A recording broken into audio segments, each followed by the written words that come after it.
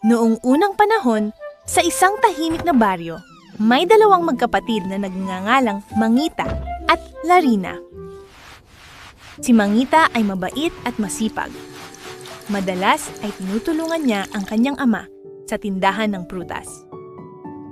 Kaya ipinagmamalaki siya ng kanyang ama dahil alam niyang maaasahan niya si Mangita. Ngunit iba si Larina. Siya ay maganda, tamad, walang pakialam at inuubos ang oras sa paghanga sa kanyang refleksyon sa tabi ng ilog. Gaya ng dati, mas maganda pa rin ako kaysa sa aking kapatid. Isang araw, kinailangan maglakbay ng kanilang ama. Labis na nalungkot si Mangita dahil mahal na mahal niya ang kanyang ama. Ngunit si Larina ay napangiti at nagsabi, "Ngayon, pwede na akong manatili sa tabi ng ilog buong araw." Nang umalis ang kanilang ama, mas nagsikap si Mangita. Nagwalis siya ng sahig, nagluto ng masarap na sabaw para sa tanghalian at naglaba ng mga damit. Samantala, si Larina naman ay abala sa paggawa ng gulo at pangaasar sa kapatid.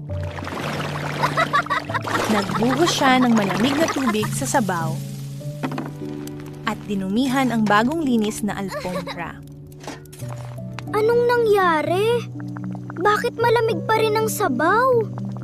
At bakit marumi pa rin ang alpombra? Kalilinis ko lang sa mga to. Isang umaga, papunta si Larina sa ilog. Habang naglalakad, nilapitan siya ng isang matandang babae. Iha, gutom na ako. Maari mo ba akong bigyan ng prutas? Namita si Larina ng mga wild strawberries at iniabot ito sa matanda. O heto, kain ka hanggat gusto mo. Pagkakain ng matanda ng mga strawberry, biglang sumakit ng husto ang kanyang tiyan. Ngunit basta na lamang, umalis si Larina at iniwan ang kawawang matanda. Kinahapunan, nakita ni Mangita ang matanda na nakahiga sa lupa. Agad niya itong tinulungan patayo at inuwi sa kanilang bahay. Pagdating ni Larina sa bahay at makita ang matanda, agad siyang nagreklamo. Anong ginagawa ng babaeng ito sa bahay natin? Ang baho niya! Huwag mong sabihin yan, Larina. May sakit siya. Kailangan natin siyang alagaan para gumaling siya. Naghanda si Mangita ng mainit na sabaw at halamang tsaa para sa matanda. Ngunit minsan, nilalagyan ni Larina ng dumi ang tsaa. Larina, ikaw ba ang may gawa nito? Hindi. Ang matandang babae ang may gawa niyan. Makalipas ang ilang araw, tuluyan nang gumaling ang matanda. Iha, kung sakaling magkasakit ka, kainin mo ang mga blueberries na ito araw-araw. Salamat po. Patuloy na ginawa ni Mangita ang lahat ng gawain mag-isa. Sa tindahan ng prutas at sa bahay. Unti-unting nanghina ang katawan ni Mangita hanggang siya ay nagkasakit.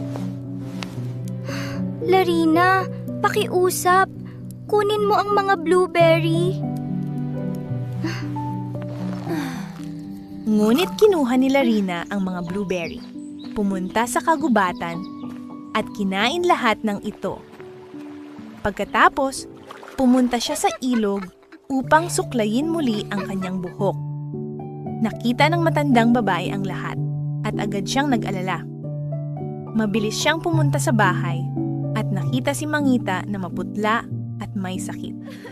Mula sa bintana, pinanood sila ni Larina. Nandyan na naman ang matandang yon? Nakakatawa talaga siya. At biglang kumislap ang mahiwagang liwanag. Nagulat si Larina at nagsabi, Isa ka, fairy? ganon, tuparin mo ang wish ko. Fairy, bigyan mo ako ng pinakamagandang buhok. Iwinasiwas ng diwata ang magic wand at ang gintong buhok ni Larina ay naging gusot-gusot na talahi. Ang buhok ko, napakapangit. Tulungan ninyo ako.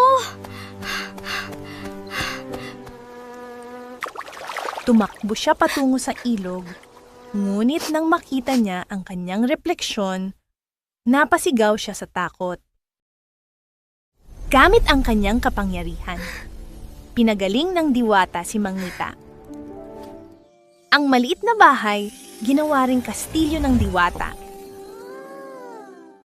Lumipas ang mga araw at gabi at nagsimulang mag-alala si Mangita kung bakit hindi pa rin umuuwi si Larina. Larina.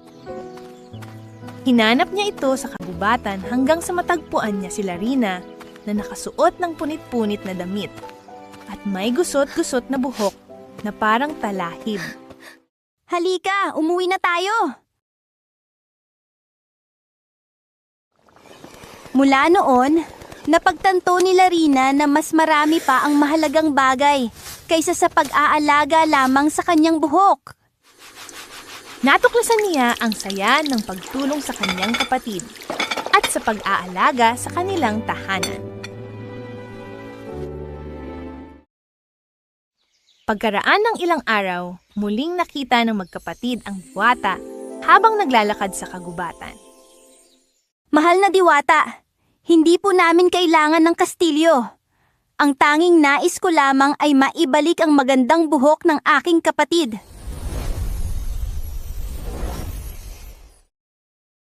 Labis na natuwa ang magkapatid. Mahigpit silang nagyakapan at buong pusong nagpasalamat sa diwata. Bumalik sa maliit na bahay ang kanilang tahanan, ngunit naging mas matibay pa ang samahan ng magkapatid.